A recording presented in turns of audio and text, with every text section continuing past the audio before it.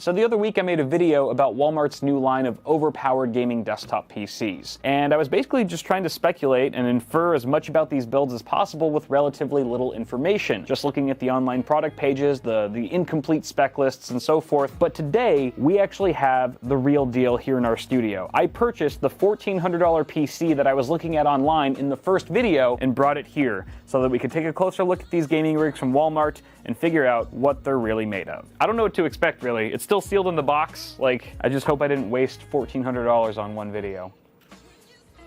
The Thermaltake A500 aluminum TG mid-tower features a sleek aluminum front panel and two 4mm tempered glass panels for breathtaking views. Enjoy 420 and 360 rad support at the front and top respectively, and breeze through installation with the dismantleable modular design.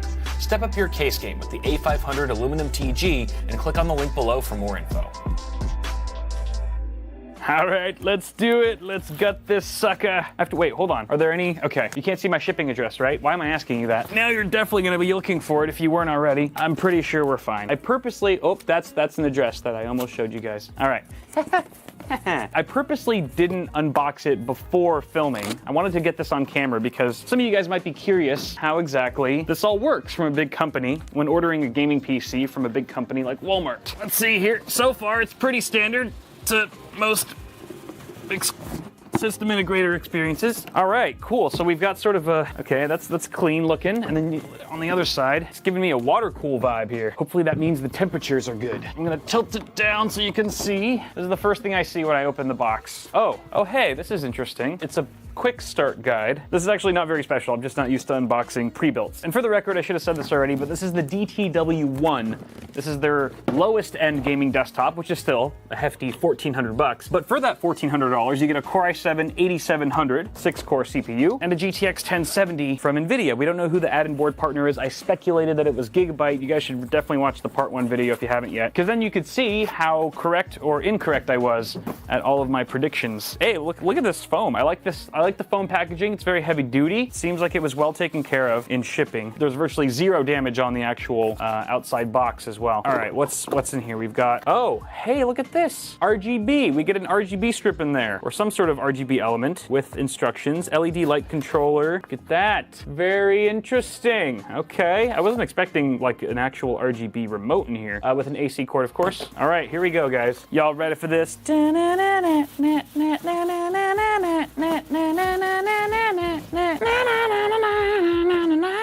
All right, sorry. Get excited when I undress new toys. Okay, you guys can see it better than I can right now. What does it look like here? Hey, it looks pretty good. Yeah, you know, you got, okay, so you got tempered glass confirmed on the front and left side panel. There's none on the back. There's just a regular steel side panel on the other side, which I would prefer anyway. And on the top here, there's 3 USB 2.0 ports. At least they look like 2.0 ports because they're all black. There's no blue ones. You get a power and reset at the top, mic and headphone jacks, and that's all for the front panel. Pretty straightforward. I would have liked to see USB 3. We'll test the speeds just in case, or we'll actually check the wired connections to see if one of those might be USB 3, but doesn't look likely. And then we've got some overpowered branding on the front there and on the side. The side is large branding on the side, but it's tasteful. It actually isn't. It's not like a terrible looking logo or anything. Taking a closer look at this front panel here, it's fully tempered glass. You get 3 included 120mm fans at the front, and there's a very thin sort of ventilation area going around the 3 edges, the bottom, the right side, and the top. The left side is completely closed off because the tempered glass side panel here sort of extends past the actual frame and it meets the front panel, so there's no gap there,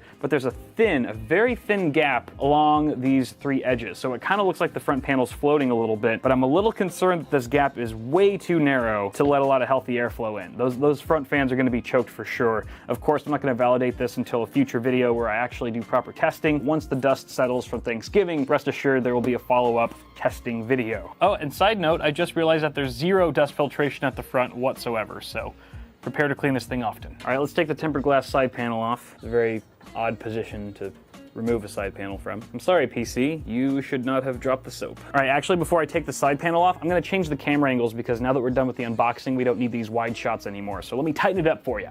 All right, that's better. Okay, you guys ready to see it? Me too. Let's do it. Whoa, hey-oh. Interesting. Okay, all right, so before we dive into the specifics here, let me quickly go over the full spec list. Like I said, Core i7 8700, so you get a 6-core desktop CPU. We have a GTX 1070, which is confirmed from Gigabyte, more on that in a sec. There's 16 gigs of DDR4 memory at 2444 speed, according to the spec sheet, which is also kind of peculiar. And we have a 256 gig SSD with a 2 terabyte mechanical hard drive. Let's take a closer look at this build though. I want to start with the cable management because that's the most glaringly obvious thing that's standing out to me right now. Okay, we've got USB 3.0 here. In the first video, I thought this might have been custom sleeved extensions. Clearly I was wrong, and later on I realized that, yeah, it probably isn't that. Interestingly, they have it just routed right over the video card. Proper cable routing would say to put this behind the motherboard tray to avoid this kind of treachery. Also, quick side note, now that we're in here, I can confirm that the USB ports to the front panel are 2.0, none of which are 3.0 because I can see that there's a 2.0 header right here, and the only USB 3 connector on the motherboard is going to the rear expansion card. I thought this was a PCIe card in the first video, but it's clearly just a USB 3 adapter, and it allows for a Type-C USB 3.0 connection. At first I thought that was USB 3.1, maybe even Gen 2, but it seems to just be USB 3. Also, okay, a single 4-pin power plug for our graphics card, which is not even plugged in all the way. I swear to you, watch, I'm gonna take single finger, you know there's a retention clip, right? So it's supposed to stay on there.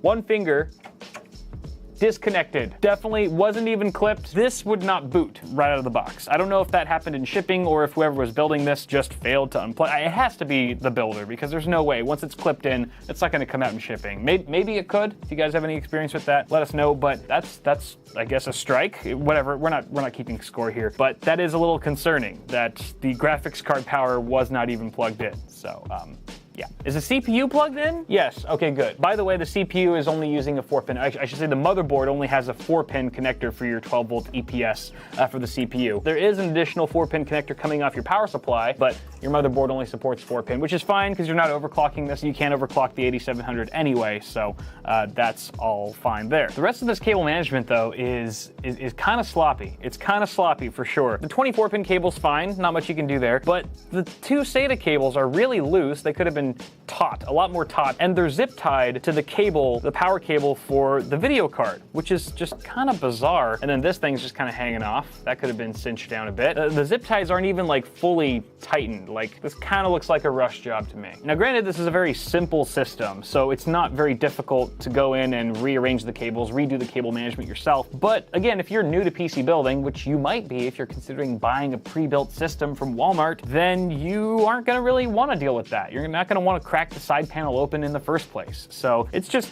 a little disappointing, I would think, for most people to see this system brand new and the cables just kind of all over the place. Then again, a lot of people might not even notice. They wouldn't even know good from bad cable management. They just might think this is what a gaming PC looks like. So I don't know. You guys let me know what you think. The layout of this case is pretty straightforward. There is a power supply shroud, which is sweet. There is a rubber grommet in the shroud as well, which they did not use. They could have easily used that for the video card cable again. And then you have this sort of interesting like grid pattern on the front of the power supply shroud that gives you a view of your mechanical drive, maybe for additional airflow or something like that, breathability. I think it's funny that the case actually has the lettering HDD 3.5 inch just kind of stamped into the side. Why isn't there any printing right here that says motherboard?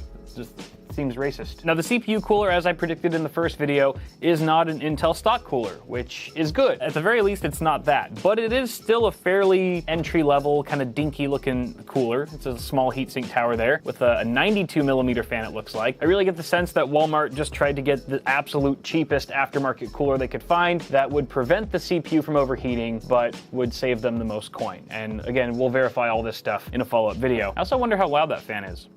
Now this is a mid-tower chassis, so it can support full-size ATX boards, but the board in here is actually micro ATX. To be exact, it's a Gigabyte H310M S2, so it's using the H310 chipset from Intel, which is totally fine. You don't need an overclocking chipset with an 8700 anyway, but it's micro ATX. It seems like it's only got one full-size x 16 PCIe slot, which again is probably fine for most people buying this system. One thing that concerns me with this board though is that it is a thin profile micro ATX board, so it's not quite as wide as most MATX boards on the market. So there's only 2 DIMM slots on there. That's also because Walmart's cheap and they're cutting corners wherever they can. So there's only 2 DIMM slots on this micro ATX board, and you only have 1 stick of DDR4 memory that's populating it. So you're running single channel, which optimally you want to be running dual channel when you can. The only way to do that in this case would be to buy another one of these sticks. This is an ADATA, 16 gigabytes of ADATA DDR4 at 2400 speed. 2400 makes a lot more sense than the 2444 that was listed on their website. So good to know. Single channel memory. Good job, Walmart. And obviously only having 2 DIMM slots does limit how much you can expand your memory in the future, although since you already have a single 16 gigabyte stick, if you pop another 16 gig stick in there, I mean 32 gigs is more than enough for the majority of gamers. 16 gigs is enough for most gamers these days. Take a look at the video card here. It is a Gigabyte GTX 1070 WindForce OC 8 gigabyte card, which is exactly the model that I speculated it was in the first video. It's a cheap card. It's one of the cheapest, if not the cheapest GTX 1070 from Gigabyte that you can currently find on the market, but that doesn't mean it's a bad card. It's very basic. It has a very cheap plastic shroud. There's no backplate, obviously, 0 frills, but it's still a GTX 1070 at the end of the day. And thank God it's not a blower style fan or cooler. It's got a twin fan design with a heatsink. For all intents and purposes, it looks pretty solid. Apart from the 8700, I would say this is the next strongest part, if not the strongest part in the entire system. So that's good. It's just a matter of how cool it can stay with this relatively basic cooler, especially with those front fans being more or less choked for airflow. That pretty much covers it for this side of the system, so why don't I turn it around and we'll take a look at the back side. Ooh, you know, technically we only got halfway through the cable management scene because there's more over here. Everyone say a prayer. Here it is. I haven't seen this yet. Boom. Hey, that's actually not bad. That is a lot better than I was expecting. This actually looks a lot better than the other side, which usually doesn't happen. You know, they made good use of tie-down points. It's not like they really used or abused that power supply shroud much either. They could have just stashed a lot more junk down there, but it looks relatively empty, and most of the cabling has been done properly behind the motherboard tray. I like the generous CPU cooler cutout too. Very nice. Now, I can't remember, I might have said that RGB remote that we saw earlier was actually for an RGB strip. I was wrong. It's actually for the fans. The fans are RGB. This is an RGB control hub, and we can see that the 3 fans in the front and the rear fan are connected to it. So in total, you get 4 RGB fans, all 120 millimeters, and we'll test that out in just a bit. But little module there. Right next to that, you have 2 trays for 2.5-inch drives held in place by single thumb screws. It's actually a pretty common and appreciated design. I like that design. But their SSD has been mounted down here. I'm actually going to unplug the cable so I can take it out and show y'all. They mounted it down here in the drive cage. Might as well unplug the... Oh wait, actually, sorry. This is the mechanical drive up top. So we get a Toshiba 2 terabyte, you know, is your basic 7200 RPM mechanical hard drive. That's fine. And then you get an ADATA ISSS316. Looks like it's using 3D TLC NAND. I don't know if you can buy this or if this is just something for system integrators, but it is a 256 gig SATA Rev 3, 6 gigabit per second SSD. No idea if it's any good. ADATA is a pretty reputable brand though. If it was just some random no-name Chinese knockoff name that I didn't recognize, I'd be a little concerned. Now, I saved the potentially worst part about this build for last, and that's the power supply. Because as I mentioned in the first video, it's pretty well known among enthusiasts that system integrators will often skimp like crazy on their power supply, just put a dirt cheap unit in there in order to make a good portion of their margins. And unsuspecting buyers will be gaining on their systems 6 months to a year to 2 years down the line after their purchase, and then pop, boom, bam, or whatever the sound a frying power supply makes will be heard, and it could potentially damage more than just the actual unit. It could harm the rest of your system too, because it's all connected to the PSU. So I actually want to take it out. I'm going to uninstall it really quick because I can't really see what brand it is because of the PSU shroud. So give me a sec. All right, let's get this guy out of here. What do we got? What is this? Great Wall? What the hell is Great Wall? I've never heard of that. Probably some Chinese company or something. 500 watts. It's 500 watts for an 8700 and a GTX 1070. I mean, it boils down to just the reliability of the components that are inside and the efficiency rating. And it looks like, it does say 80 plus. There's no badge. There's not even like a basic 80 plus badge anywhere. It's probably too cheap of a unit to even afford a badge. But it does say 80 plus in small text here. So I guess it does have some small amount of decent efficiency, but that's only one part of what makes a good power supply. Just because it has 80 plus on there doesn't mean anything really. We still have to find out exactly what components are being used inside and just how haphazardly made this unit was. So again, guys, this is exactly what I expected from a system integrated pre-built. Is a really weak power supply. Now this system as a whole, I guess, you know what, let's wrap this up really quick. Give me a sec, I'll turn it around. All right, you know what we haven't done yet? We haven't turned the system on just to make sure that it works. So All right, it powers on, okay? You've got LED colors, right? No? Oh wait, I gotta pull the tab out. Noob. All right, there it is. Okay, cool. You can do fun things. Mode changes color. Ah, cool. Hey, addressable RGB.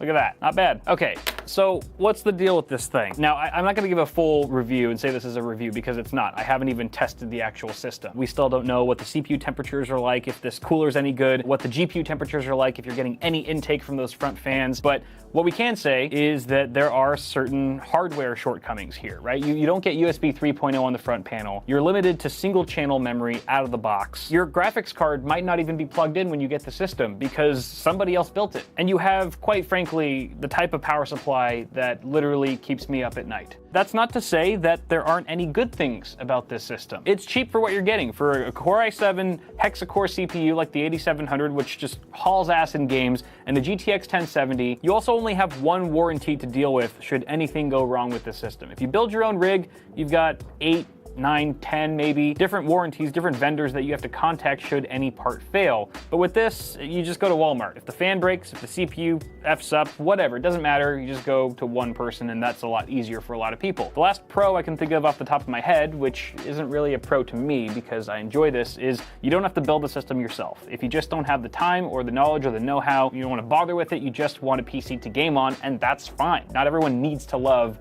all the things that I love, although the world would be a better place if they did. So I'll close with this. If you're dead set on buying a pre-built gaming PC, two things. One, explore other options. There are more system integrators out there who have been doing this longer than Walmart has. In fact, they've only been doing this for like a week or two. Not all pre-builts are built the same, so go check the competition out and see what they have to offer. And two, consider building it yourself. It's really easy, I promise. You can watch my step-by-step guide, which I'll link somewhere around here, maybe in the description. And if it's a time thing, then make time for it. You know, blow the kids off. Who cares about the wife? They don't matter. You know, when it's just you tinkering with your hardware, that's what it's really all about. You know, and there's a whole community of people who do this. So if you need help on how to handle your parts properly, I mean, you just ask me. I do it all the time. So guys, thank you so much for tuning into this video. Let me know what you think of these Walmart PCs in the comments. Toss a like on it if you enjoyed it, and get subscribed for more tech stuff coming at you really soon. Till next time, guys, have a good one. I'll see y'all in the next video.